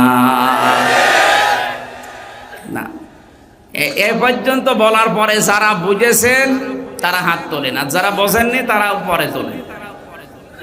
না না, আন্দাজে হাত তুলে কিন্তু আমি এখন প্রশ্ন করব। ঠিক আছে, এবার হাত নামা। সূরা আনফালের 2 নম্বর আয়াত দিয়ে এ পর্যন্ত আসলাম যে যকির আল্লাহু ওয়াজিলাত কুলুবুহুম, তাদের সামনে আল্লাহর নাম উচ্চারণ হলে ওদের কি কাঁপে? বলেন বলেন। তাহলে অন্তর এখন কোথায় আছে আপনি টের পাচ্ছেন তো? তাহলে পরিষ্কার করবেন কি এইটা না বুক? আর এটা পরিষ্কার করার জন্য আল্লাহ কি দিয়েছেন ওইটা এখন জানা লাগবে।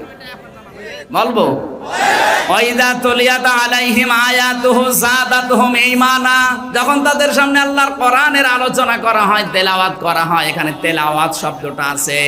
তেলাওয়াত কাকে বলে? ওই কারি আহমদ বিন ইউসুফের কণ্ঠ নিয়ে একেবারে সুর করে তেলাওয়াত করে দিলাম। এর নাম তেলাওয়াত। তেলাওয়াত শব্দের ব্যাখ্যা চারটা।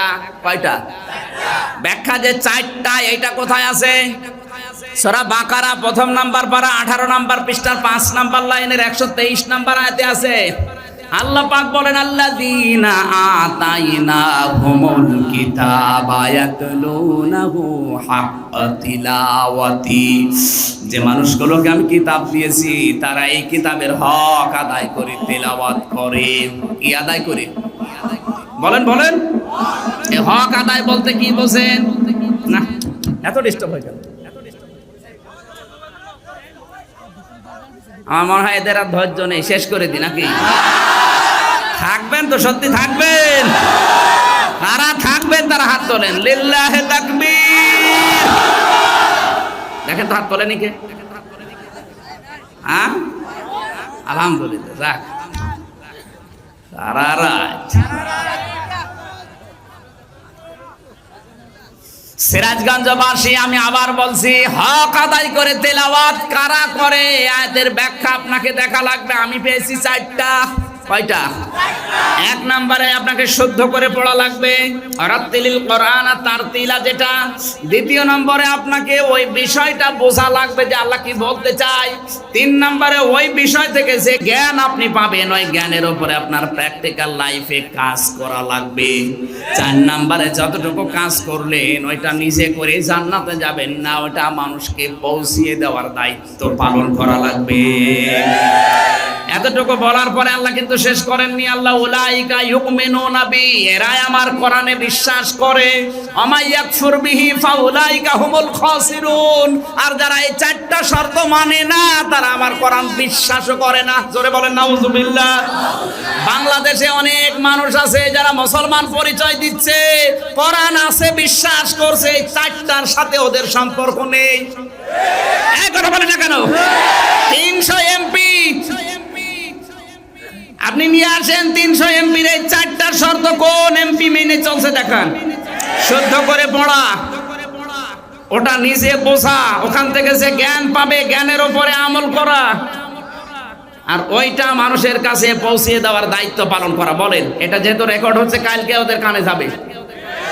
আল্লাহ বলেন এই চারটা শর্ত যারা মানে, উলাইকা ইউমিনুনা বি, ওরাই আমার কোরআন বিশ্বাস করে। আর যারা এই চারটা মানে না তারা কুফরি করে, ওরা আমার কোরআন বিশ্বাস করে না, ওরা ক্ষতিগ্রস্ত। জোরে বলেন নাউজুবিল্লাহ। এই আয়াত তো আমি এখন কেবল মানালাম। বলেন বলেন। এখানে আমরা শব্দ পেয়েছিলাম তেলাওয়াত, পড়া। কোরআনে কোরআন পড়ার ব্যাপারে 3টা শব্দ আছে, কারাআ, রাতালা আর তালাওয়াত। আপনি অভিধান নিয়ে আসেন, যত অভিধান আছে বাংলাদেশে প্রত্যেকটা আরবি অভিধানে তেলাওয়াত, কারাআ, রাতালা এই 3টা শব্দের শাব্দিক অর্থ আবিধানিক অর্থে লেখা আছে। পড়া শুদ্ধ করে, বোঝা সঠিকভাবে, ওটা আমল করাও সঠিকভাবে, এবং ওই জ্ঞানটা মানুষের কাছে পৌঁছিয়ে দেওয়ার দায়িত্ব নিজে কাঁধে তুলে নেওয়া। এর নাম হচ্ছে তালাওয়া, রাতালা, করা। কোরআনের প্রথম শব্দ কি? এ করা। বলেন না কেন? এ করা মানে করা। তালাওয়া যেটা আমরা এখন পড়লাম, ওয়াইজা তুলিয়াত আলাইহিম আয়াতুহু যাদাতহুম ঈমানা। কোরআন তেলাওয়াত এইভাবে করলে যাদের ঈমান আছে ওদের ঈমান আল্লাহ আরো বাড়িয়ে দেয়। তাহলে ঈমান যদি বাড়ে, কলব যদি পরিষ্কার থাকে, ওকে আপনি পিটিয়ে ঘুষ খাওয়াতে পারবেন? সুদ খাওয়াতে পারবেন? ও মরে গেলেও সুদ খাবে না। ফাতেমাতুজ জাহরার ওই জামানায় সুদ ছড়াছড়ি ছিল, 3 দিন তিনি না খাওয়া, তারপরও সুদের সাথে জড়াননি। আর আমরা একদিনের বেশি যদি একটু ক্ষুধার্ত থাকি, এনজিওর সাথে আমাদের কাজ কারবার লেগে যায় নাকি? শহর এলাকায় সব নেই, আসে মানে 180 মাইল বেগে চলছে। সুদের সাথে যারা সম্পৃক্ত, সে ডাইরেক্ট হোক ইনডাইরেক্ট হোক, ওরা যেন মায়ের সাথে জেনা করার গোনা করে। আসতে বলেন, একটু আসতে বলেন। আল্লাহ জাতিকে যেন এরকম মারাত্মক নিকৃষ্ট অপরাধ থেকে বাঁচিয়ে দেন। জোরে বলেন আমিন। শুধু দোয়া করলেই শেষ হয়ে যাবে? বলেন। যদি কবরটা ইমানটা নিয়ে কবরে যেতে চান, তাহলে যে যে জায়গায় আছেন আপনি না খেয়ে মরে যান, তারপরও মায়ের সাথে আমি জেনা করব না। এই জায়গায় জমি ভাগে দেয় না? আমি যদি এই মাওলানাকে বললাম যে আপনার কাছে আমি 1 বিঘা জমি দিলাম, 1 লাখ টাকা দেন, কি বলে এটা? হ্যাঁ, বন্ধক। না, এই বন্ধক কারা কারা নিয়েছেন হাত তোলেন তো। দাড়ি মুখে নিয়ে না না, আপনি যদি না জেনে নিয়ে থাকেন অসুবিধা নেই, কিন্তু জানার পরে নেওয়া যাবে না, এটা হারাম।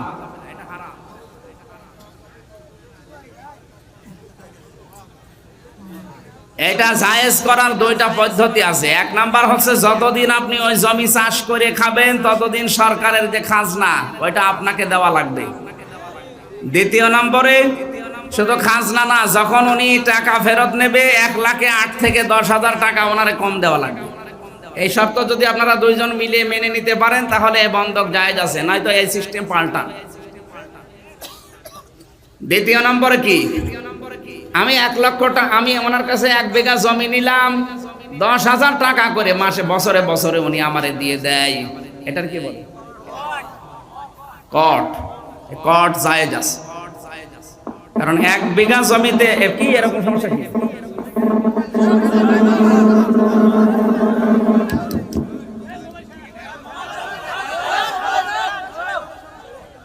এই কট যারা নিয়েছেন এই কট জায়েজ আছে, কারণ 1 বিঘা জমিতে 10,000 টাকা বছরে কামাই করা কোনো ব্যাপার না। এই এলাকার অবস্থা আমি জানি না, আমাদের কুষ্টিয়া এলাকায়, কুষ্টিয়া মেহেরপুর চুয়াডাঙ্গাতে অন্তত 1 বিঘা জমিতে 3 বার ফসল হয়। 1 বিঘা জমিতে 20 থেকে 25 মণ ধান হয়। 3 বারে কমপক্ষে 50-60 হাজার টাকা উপায় করা যায়। 20,000 টাকা বাদ দিলেও প্রায় 40,000 থাকে, যে সেখানে 10,000 টাকা মালিককে দিয়ে দেবেন, অসুবিধা নেই। এই শহর এলাকায় আরো একটু কম নেবেন, এই এলাকায় তো ফসল হয় না, বানে ডুবে যায়। 3 নাম্বারে কি, আমি এনার কাছে 1 বিঘা জমি নিলাম, 10,000 টাকা ওনার কাছে দিয়ে দিলাম, ওই টাকা আর ফেরত দেওয়া লাগবে না, ওই খেয়ে দিয়ে শোধ, ওটারে বলে খাই খালাসি। এদিকে কি, হ্যাঁ ঠিক আছে, এটা জায়েজ আছে। এটা কেউ করে না, লস হবে তো। সুদের সাথে শুধু ওই টাকা ব্যাংকে রেখে সুদ খাচ্ছে ওরাই না, এই জমি জায়গা দিয়েও অনেকে সুদের সাথে জড়িত আছে। কথা বলেন না কেন? আর এখন সবচাইতে বড় সুদ যেটা, এই যে বিভিন্ন খেলা হয়, বিপিএল, আইপিএল, এটাও এক প্রকার সুদ, জুয়া একই। এগুলো যারা করছেন বাদ দেন। এরপরে আরো মারাত্মক একটা অপরাধ এলাকায়, মানে কারেন্ট নেই তো বলে কি করবো, ওই যে রাস্তা থেকে কারেন্টের লাইন থেকে চুরি করে নিয়ে খেলা খেলে, এগুলো নেই। হ্যাঁ হ্যাঁ, ইন্টারনেটে যাবে এটা। যারা সরকারের কারেন্ট চুরি করে, এই যে কি ক্রিকেট খেলা, আরো কি কি খেলা খেলে, ব্যাডমিন্টন, র্যাকেট, যাই খেলেন, আপনাকে কিন্তু এখানে হিসাব করা লাগবে। এই কারেন্ট শুধু সরকারের না, এর ভেতরে 16 কোটি মানুষের টাকা আছে। আপনি মনে করেছেন আমি এই সিরাজগঞ্জের কারেন্ট নিলাম, এখানে হয় চেয়ারম্যান দায়িত্বে আছেন আর বিদ্যুৎ অফিসের লোক, কে বলেছে? আপনার এই কারেন্টের ভেতরে বাংলাদেশের 16 কোটি মানুষের টাকা আছে। আপনাকে যদি মাপ চাওয়া লাগে, তো 16 কোটি মানুষের কাছে মাপ চাওয়া লাগবে, আর এর ভেতরে যদি 2-1 মরে যায় তো তার কাছে মাপ চাবেন কি? সুতরাং আপনার এই ব্যাডমিন্টন খেলাটা জায়েজ হচ্ছে না, পুরাটাই হারাম। যদি এই 16 কোটি মানুষ মাপ না করে, এই খেলায় আপনাকে জাহান্নামে নিয়ে যাবে। আর অনেকে রাস্তার ইট চুরি করে নিয়ে গোয়াইলে দেয়, মনে হচ্ছে ওর বাবার ইট। কোথায় পেয়েছে রে ভণ্ডামি? ওই ইট কি ওই চেয়ারম্যানের? মনে করছেন আমার চেয়ারম্যান দিয়েছে, ও চেয়ারম্যানের ইট কি? ওই ইটের ভেতরে 16 কোটি মানুষের টাকা আছে। এই কথা বলেন। তাহলে আপনাকে মাপ চাওয়া লাগবে বাংলার 16 কোটি মানুষের কাছে। ওরা যদি বলে ঠিক আছে মাফ করে দিলাম, ওই ইট চুরি করেছে, যা করে করুক, তাহলে মাপ পাবেন। আর ওরা যদি বলে না, ওই ইট চুরি করেছে, আমি মাফ করব না, আপনার জান্নাতে যাওয়া শেষ। কথা বলেন না কেন? 16 কোটি মানুষের অধিকার ছিল ভোট দেওয়া।